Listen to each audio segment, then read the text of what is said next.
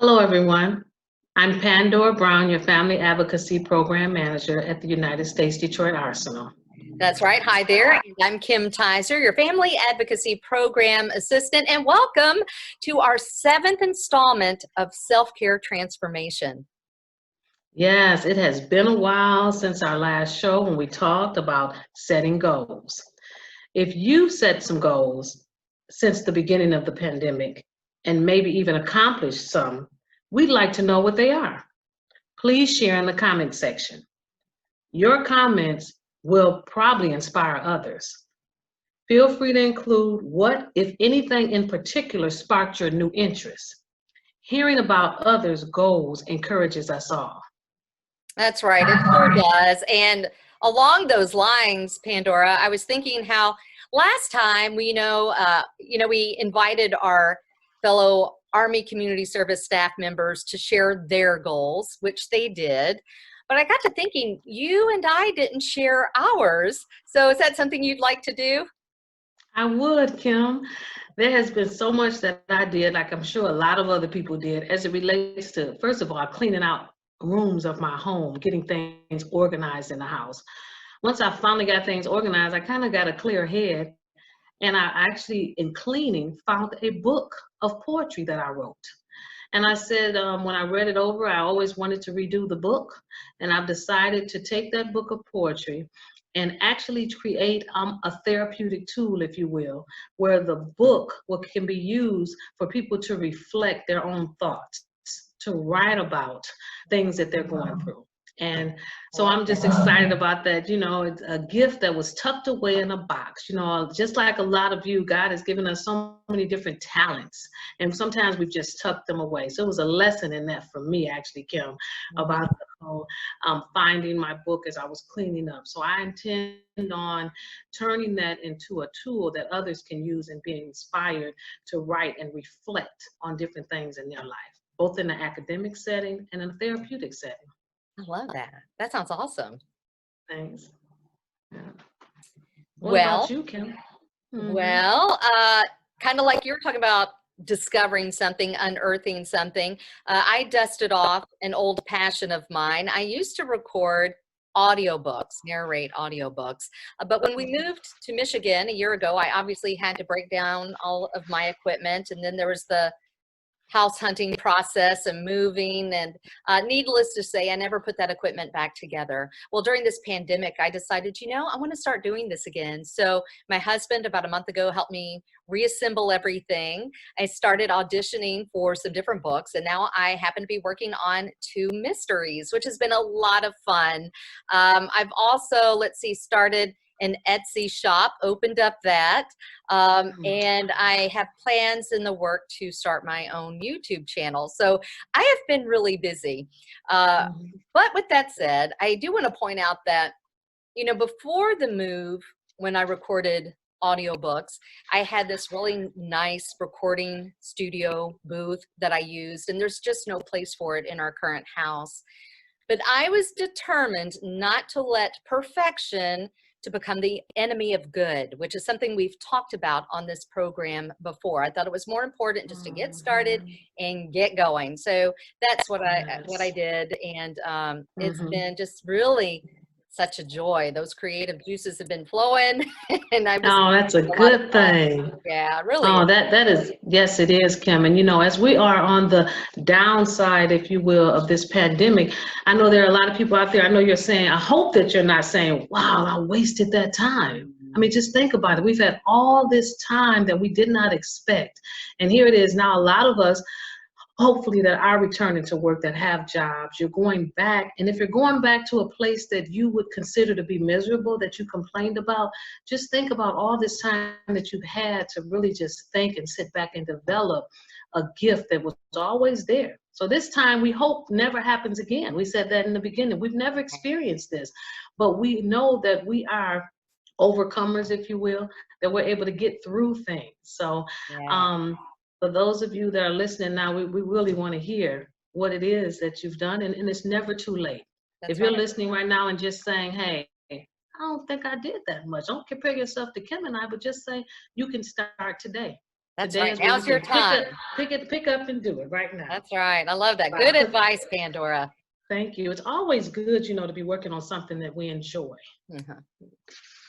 It's time for us now to kind of switch gears to a very serious subject. We've talked quite a bit since the inception of our show, self-care transformation, how to make the best of the pandemic, setting goals, exercising, spending time with our children, involving them around the house, and much more. Today, we're going to focus on a very unpleasant aspect of the pandemic, and that's the rise in domestic violence that is happening across the country, that the news was telling us was going to be caused by the quarantine.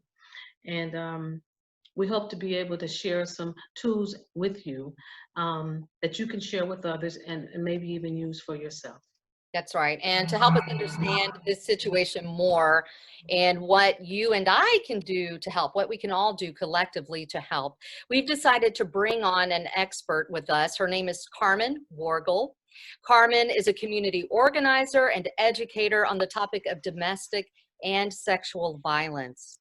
Since 2006, she has served as the chair of the Macomb Community Domestic Violence Council, and she has worked at Turning Point, a comprehensive service organization for survivors of domestic and sexual violence in Southeast Michigan. So we want to welcome Carmen. Let's see if we can bring her on now. This may just, hold on, give me a second here. Hopefully she's here. I think she's joining us now. Let's see. And there she is. Hi. Hello, Carmen. Oh, how are you today? I'm great. How are you two? Oh, We're we're doing doing well, great. enjoying the sunshine. Yeah. Yeah. It's beautiful weather. I see it shining through a window. I don't know if you can see it behind me. I think all of us, we can see the ray of sunshine just coming in. It's just lovely. Yes. Yes. That's right. Wow. Well, Carmen, it's been a while since we've come together. As a matter of fact, we talked about getting together right before the pandemic started. The same We week we were did. scheduled to meet. We want to thank you, first of all, for joining us today, and also let you know that you're our very first guest. And we're so glad so to have you here today. Yes, thank you. Before we get started with a very serious subject, we want to define, if you could, give us the definition of domestic violence for someone who doesn't know anything about it. We've heard the word, but just help us define it. Sure. Thanks so much for the question, because the criminal justice system defines domestic violence as any act of violence between any two people who've ever lived in the same house together or have a familial relationship. And so that means that, like, my college roommates and I would fall under the definition of domestic violence. In our movement, we really have a different definition, and we're looking at a pattern of power and control, which may or may not include physical violence, that happens between people who have or had an intimate partner relationship. So an ex-boyfriend or an ex-girlfriend is just as much a part of the story as somebody that you're currently seeing or in a relationship with. And we really look at the pattern of power and control, not a single incident. Okay. So if you don't mind me just interjecting real quick. So we're not talking about children here then. They're not a part of the definition. We're not. At Turning Point, we see children who have a batterer as a parent. So those children are exposed to domestic violence as a result of the batterer's behavior, and we provide support for them. And we provide support for children who are sexually abused by a parent or by anyone else. But we do not handle what typically falls under child abuse. Okay, good to know. Thank you for explaining that. Absolutely. Thank you. You know, Carmen, many of us have read in the news since the beginning of the pandemic that experts were saying that because of domestic violence and people being in the home with their perpetrator, that the statistics would tell us that it would be a higher. Do you have any idea what the statistics are for domestic violence? Sure, I know a little bit, right? I mean, we're still learning from survivors what this has been like for them. We had a lot of good guesses about what this would be like. One of the things we're seeing for sure is that our calls to the crisis line are up. And that's true at Turning Point, and it's true at a lot of our companion agencies. It's also true for the state domestic and sexual violence hotline. There's a state hotline as well for sexual assault. And they are all seeing an uptick, not just in the number of calls, but in the length of time that survivors want to talk, because survivors can't get out to really see people face to face. And so a lot of their support networks are more difficult to access. So we know that there are people who are currently housed with a batterer, and who their plans for leaving or for getting support have been interrupted because of the pandemic.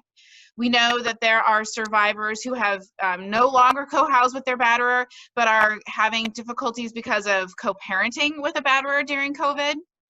And we know that there are people who are now housed with somebody that was a sexual perpetrator for them in childhood, that because people are sort of clumping together in households, that has also been an uptick.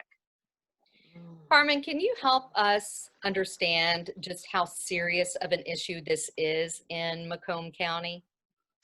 Sure. I can tell you that sort of the national statistics that we run through from the CDC and the National Coalition Against Domestic Violence is that 1 in 4 women will experience domestic violence in their lifetime.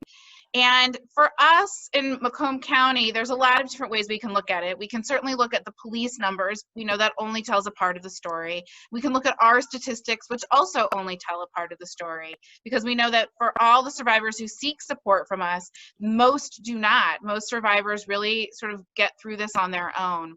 What I can tell you is that in fiscal year 2019, we served almost 4,000 people with 10,000 hotline calls and 520 people in shelter.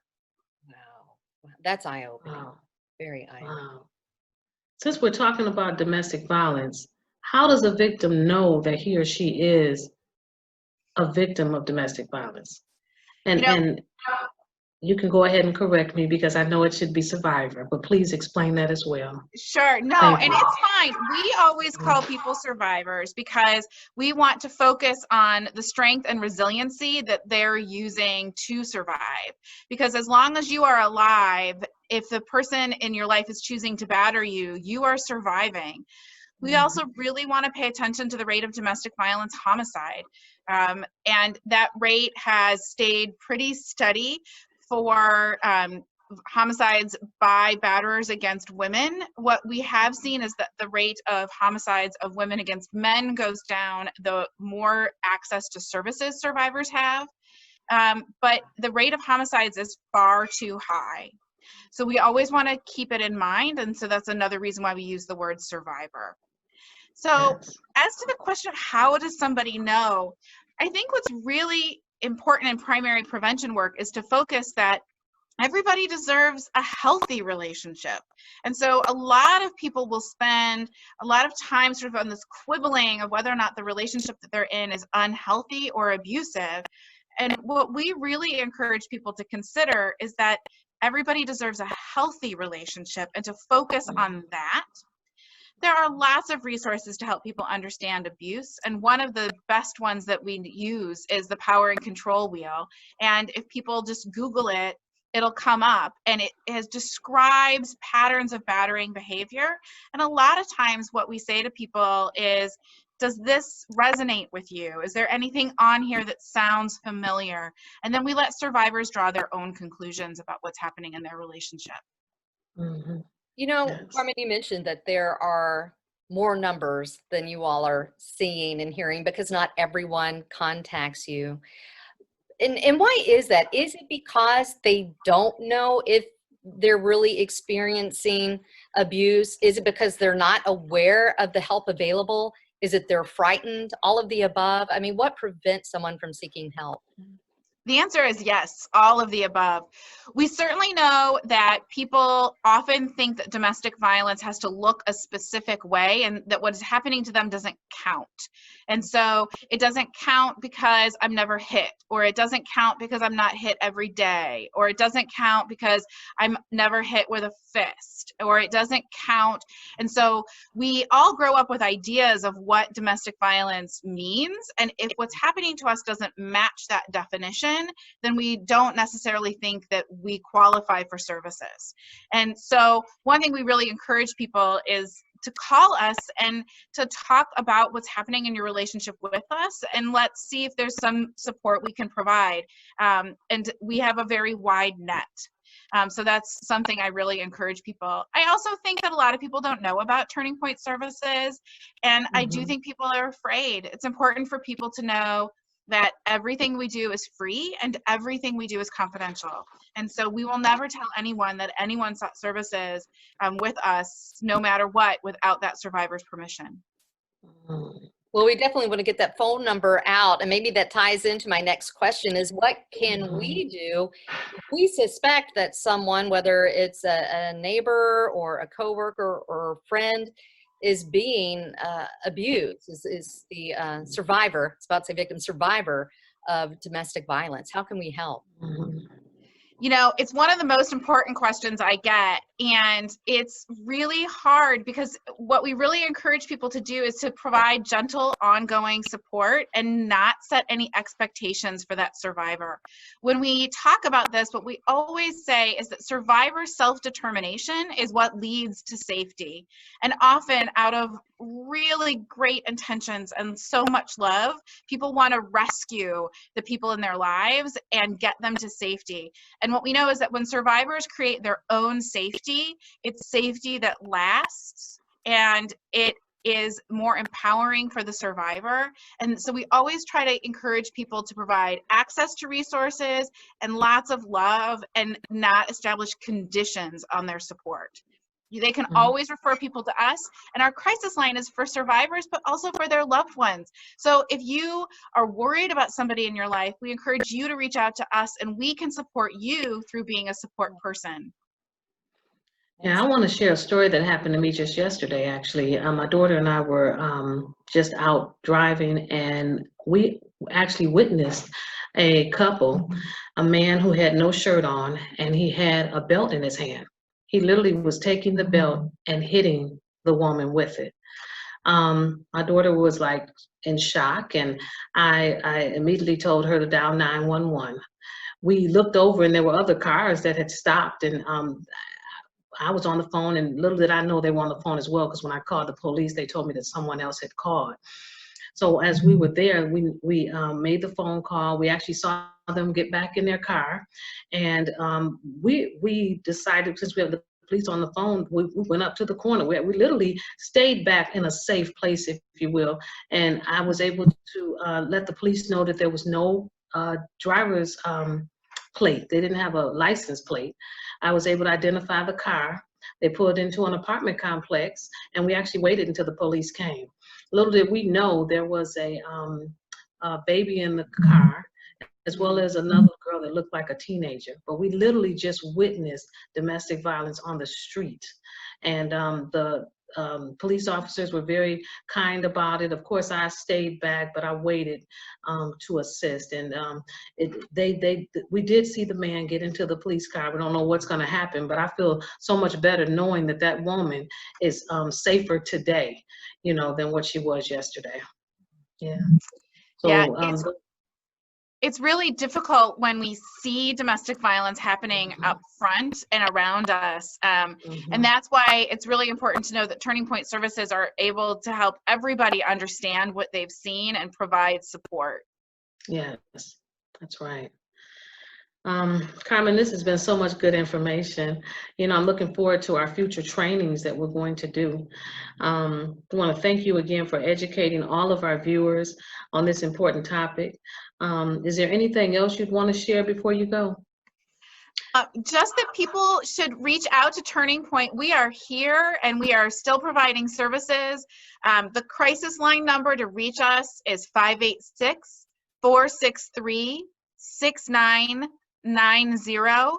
And our website is turningpointmacomb.org. And we have a Facebook page, and we're doing community presentations through Zoom and providing services even through the pandemic. We just want all survivors and their loved ones to know that we're here, and we can't wait to talk to you. Wow, thank you so much for being a partner to us with the Detroit Arsenal. We really appreciate that. Thank you so much. I really appreciate it. Yeah. Thanks, Carmen. Okay, bye. Bye. Bye-bye. Wow, that was eye-opening.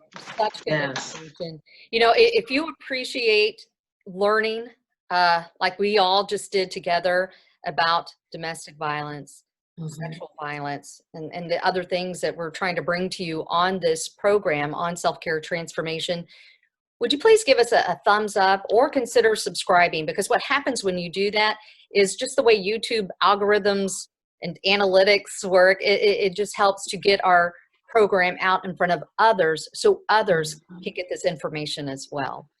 That's right, Kim. Well, that's all the time we have for today, but I want everybody to know if you have a victim of abuse, be sure to call 1-800-799-SAFE. If you're a victim of abuse or if you know someone, please remember to call 1-800-799-SAFE. And if you have a question or a comment, you can leave it in the comments section below. But if it's on a more personal nature, or maybe you have an idea for a show, then please feel free to email us at pandoraandkim@gmail.com. Thanks again for watching, and have a great week. Remember, we're in it together, and together we're better. Take care. Bye-bye. Bye-bye.